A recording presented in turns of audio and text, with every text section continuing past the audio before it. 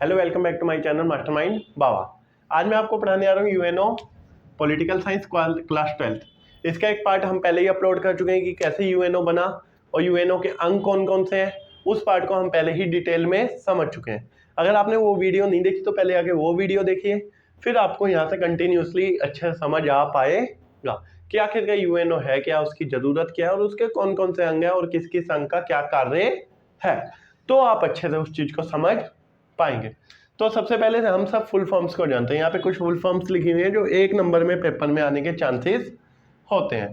तो देखिए, WHO World Health Organization, UNDP United Nation Development Programme, है ना, UNHRC United Nation Human Rights Commission, है ना, UNHRC United Nations High Commission for Refugees, ये refugees के लिए बना हुआ है, ठीक है। UNICEF United Nations Children's Fund, ठीक है। और UNESCO United Nations Educational Scientific and Cultural Organization. ये फुल फॉर्म्स है, इनमें से कोई भी फुल फॉर्म आपके पेपर में एक नंबर की आ सकती है। तो आपको फुल फॉर्म्स याद करना काफ़ी जरूरी है और आपके लिए इम्पोर्टेंट भी है। अब देखिए, हमारा अगला टॉपिक है कि 1991 से विश्व की राजनीति में यानी पूरे विश्व स्तर पर कौन कौन से बदलाव आए। जैसे कि पहले चैप्टर में हमने पढ़ा था, दूसरे चैप्टर में, यानी एक तरीके से देखें पहले के हिसाब से तो दूसरा चलता है, लेकिन आज की डेट में वो पहला हो चुका है क्योंकि जो पहला चैप्टर था शीत युद्ध का दौर, वो कट हो चुका है ना। तो अगर हम देखें, पहले चैप्टर में हमने पढ़ा था कि किस तरीके से सोवियत संघ यानी यूएसएसआर टूट गया। और यूएसएसआर के टूटने के बाद अब हमें समझना है कि 1991 में पूरे विश्व में क्या क्या बदलाव आए। देखो, पहले दो शक्तियां चल रही थी, दो महाशक्तियां चल रही थी। वो दोनों महाशक्तियां कौन सी थी? एक सोवियत संघ, एक अमेरिका।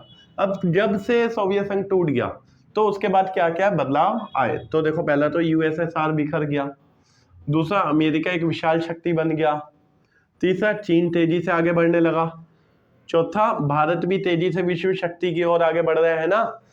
सुने ना एक मोदी जी का सपना। एशिया महाद्वीप की अर्थव्यवस्था देखो, एशिया महाद्वीप में दो देश, चीन और भारत, दोनों ही काफी तेज गति से आगे बढ़ रहे हैं, जिस वजह से एशिया की अर्थव्यवस्था को काफी एक धक्का लग रहा है ना। और उसी में एशिया में एक आसियान ग्रुप भी है, वो भी काफी तेजी से आगे विकसित हो रहा है। तो जो हमारे एशिया की अर्थव्यवस्था है वो काफी ज्यादा तेजी से विकसित होने लगी।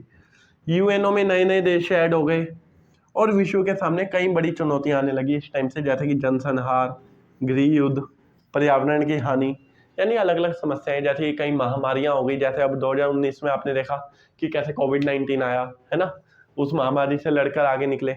अब आगे भी कई सारी समस्याएं आ रही है हमारे सामने, जैसे कि ओजोन लेयर में छिद्र होता जा रहा है ना।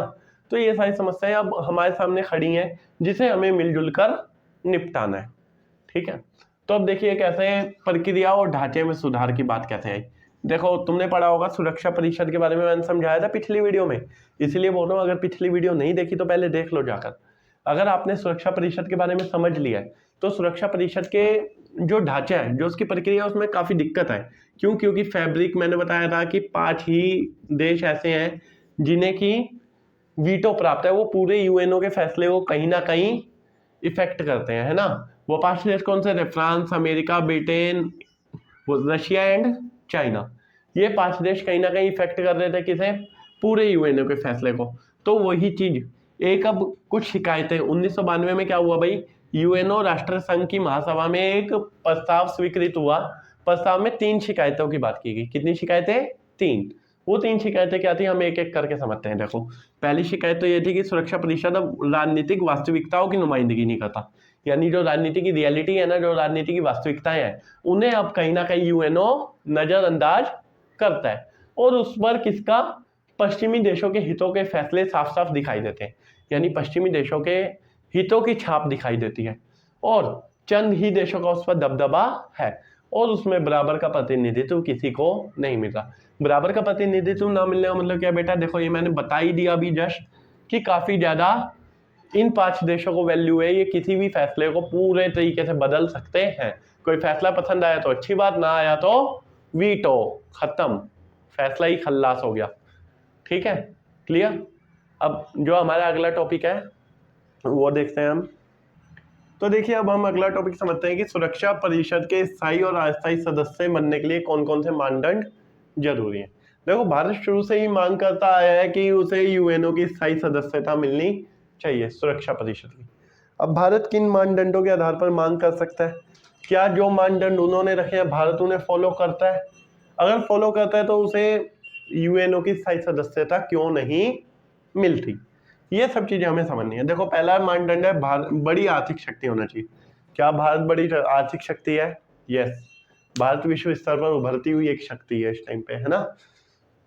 नेक्स्ट इसका है बड़ी सैन्य शक्ति होना चाहिए। भारत की आर्मी आपको पता ही है बहुत बड़ी है ना, विश्व में सबसे महान आर्मी। चाहे एक तरीके से आप कहते हो कि अमेरिका की सेना नंबर 1 है, लेकिन डेडिकेशन के रूप में देखें तो इंडियन आर्मी से बढ़कर किसी और का डेडिकेशन नहीं होता अपने देश की रक्षा के लिए।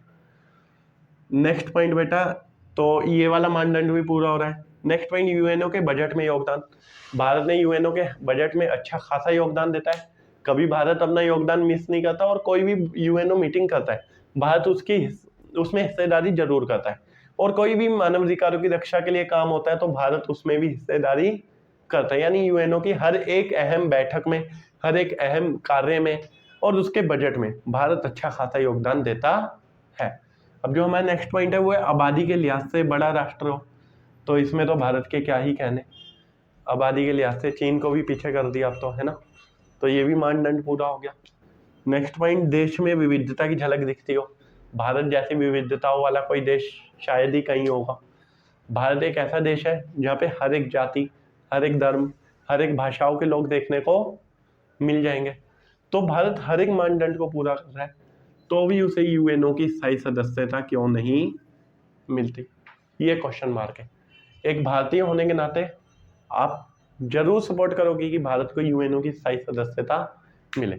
तो अब पेपर में यही क्वेश्चन आता है, एक भारत के नागरिक होने के नाते आप किन तथ्यों का सहारा लेंगे भारत को यूएनओ की स्थायी सदस्यता दिलाने के लिए?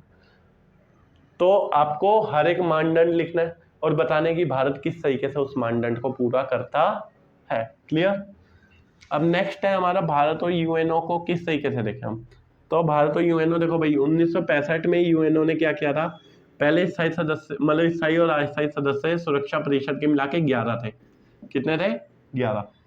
1965 में 11 से बढ़ाकर 15 कर दिए।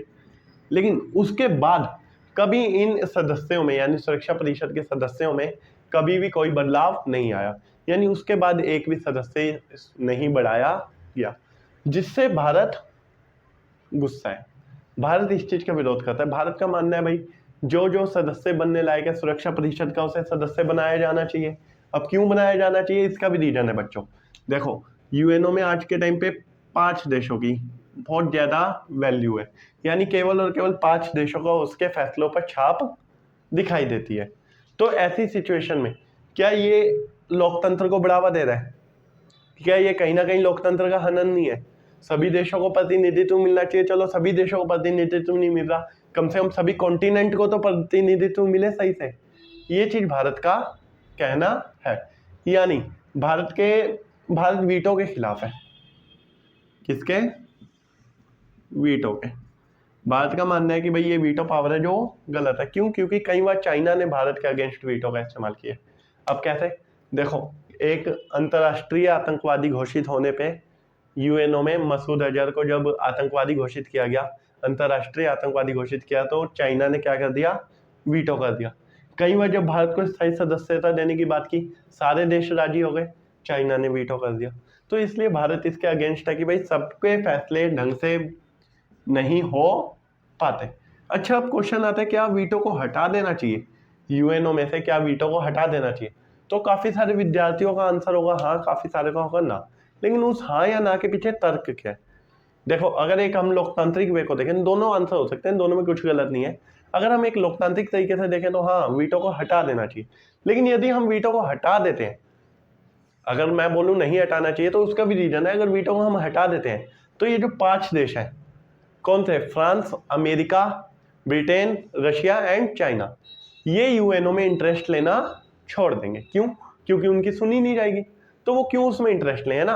जब वो उसमें इंटरेस्ट लेना छोड़ देंगे तो बजट का योगदान भी नहीं देंगे। अगर बजट का योगदान नहीं देंगे तो नॉर्मल सी बात है यूएनओ खुद ब खुद धीरे धीरे डाउन होता चला जाएगा। ये टॉपिक क्लियर। तो अब देखिए कैसे ही नेक्स्ट टॉपिक है हमारा जो कैसे यूएनओ को और ज्यादा प्रासंगिक का मतलब है और ज्यादा अच्छा बनाने के लिए वर्क हुआ। तो देखिए संयुक्त राष्ट्र संघ को जब 60 साल पूरे हो गए 2005 में कितने साल हो जाएंगे, है ना? तो 0 एक इसे दिया 10 में से 4 गया 6, 9 में से 9 गया 0 0, यानी 60 साल हो गए। दैट्स मीन अब 2005 में उसे 60 साल हो चुके हैं। तो जब 2060 में उसे 5 साल हो गए तो उसे और भी ज्यादा प्रासंगिक और भी ज्यादा अच्छा यानी और भी ज्यादा वैल्यूएबल बनाने के लिए कुछ कदम उठाए गए। वो कदम क्या थे ये समझिए। तो पहला तो शांति संस्थापक आयोग स्थापित किया गया, है ना? शांति की स्थापना के लिए एक आयोग बनाया गया। और दूसरा, यदि कोई राष्ट्र अपने नागरिकों को अत्याचार से बचाने में नाकामयाब साबित हो रहा है तो उसमें यूएनओ कहीं ना कहीं इंटरफेयर करेगा और उन नागरिकों की मदद करेगा। एक फैसला ये लिया गया। नेक्स्ट चीज क्या की गई, मानवाधिकार परिषद की स्थापना की गई। ठीक है। नेक्स्ट चीज, हर रूप के आतंकवाद की निंदा। आतंकवाद की निंदा आज के टाइम पे विश्व स्तर पर हो रही है ना। आतंकवाद का मतलब समझते हो ना। नेक्स्ट चीज है हमारा एक लोकतंत्र कोष का गठन, यानी ऐसे देशों के लिए जहाँ पे लोकतंत्र को स्थापित कर पाना थोड़ा मुश्किल है, थोड़े गरीब देश, उनमें लोकतंत्र को स्थापित करने के लिए मदद करने के लिए एक लोकतंत्र कोष की स्थापना की गई। और जो हमारा नेक्स्ट पॉइंट है वो है सहस्राब्दी लक्ष्य, यानी यूएनओ ने अब सहस्राब्दी लक्ष्य यानी 1000 सालों का लक्ष्य बनाना शुरू कर दिया, यानी लॉन्ग टाइम लक्ष्य बनाना शुरू कर दिया। क्लियर। अब जो इसके एजेंसीज हैं उनके बारे में हम शॉर्ट्स वीडियो में समझेंगे। ठीक है। Time to time shorts upload होती रहेंगी। और ये चैप्टर के सारे टॉपिक्स मैंने आपको एक पिछली वीडियो और एक इस वीडियो में क्लियर कर दिए हैं। अगर आपको वीडियो पसंद आई हो तो चैनल को सब्सक्राइब, वीडियो को ज़्यादा से ज़्यादा लाइक और शेयर करें, और हाँ बेल आइकन दबाना ना भूलें। धन्यवाद।